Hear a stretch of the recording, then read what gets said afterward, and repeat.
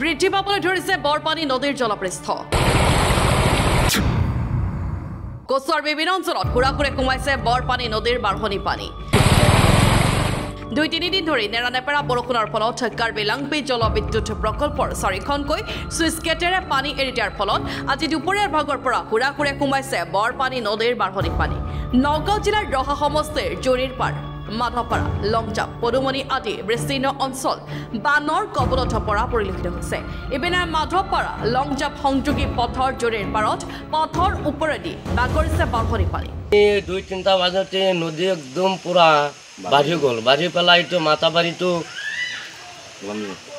ওলাই আহি একদম বাঢ়ি গলত সোমাই গ'ল এইটো চাইড একদম পুৰা পানী আৰু পানী একদম চহৰ অঞ্চলত হেৰি তলপৰদৰত পানী সোমাইছে 7-8 বজাত সোমাই গ'ল ৰাতি বহুত অসুবিধা হৈ আছে পানীৰ কাৰণে গৰু ছাগলী পালাটো এইটো মাথাবাৰীটো আমাৰ একদম ভাঙি চাঙি হৈ একদম পুৰা হেৰি পানী বাগৰি আছে একদম এইটো মাথাবাৰীটো আমাৰ হ'ব লাগে সবাই ওচৰতে আছে একদম ওচৰতে আৰু এইটো মাথাবাৰী বাগৰি পেলাই পানী সোমাই গ'ল জুৰিপাৰ বানপানী কৈ লাভ নাই যি বানপানী ৰাতি 8 বজাত তাৰ ঘৰটো ভাঙি গ'ল ঘৰ ভাঙি লৈ গ'ল এই ঘৰৰ ভিতৰতে পানী এয়া পানী পানী পানী চব পানী হৈ গ'ল মাথাত বহুত পানী পানী পানী ৰাস্তা বাগৰি পেলাই ওলালে ৰাস্তা বাগৰি পেলাই একদম ওপৰত দি ওলালে পানী নদী পানী 5টা ঘৰটা ভাঙি ঘৰ এটা ভাঙি পেলাল ঘৰ এটা ভাঙিছে বাগান বেয়া হৈছে খেতি পথাৰ বেয়া হৈ গ'ল ঘৰৰ পানী সোমোৱা গ'ল এক কঁকাল পানী হৈ গ'ল ঘৰত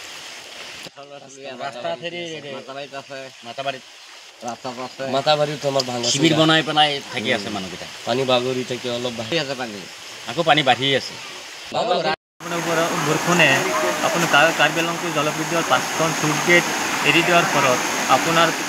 কালি গধূলিৰ পৰা বৰপানী মাথাউৰিৰ পৰা বাগৰি পানী আপোনাৰ পদুমণি লংজাপ জুৰিৰপাৰ বহুত গাঁও প্লাবিত হৈছে আজি আমাৰ ৰাতি 12ৰ পৰা জুৰিপাৰ লকডাউনৰ ওচৰত পাতুমাতুল্লানাথ মাদ্ৰাছ স্কুল বানাতত এইফালে আপোনাৰ পানী বাগৰি কৰি মাটি খহাই নিছে মানুহৰ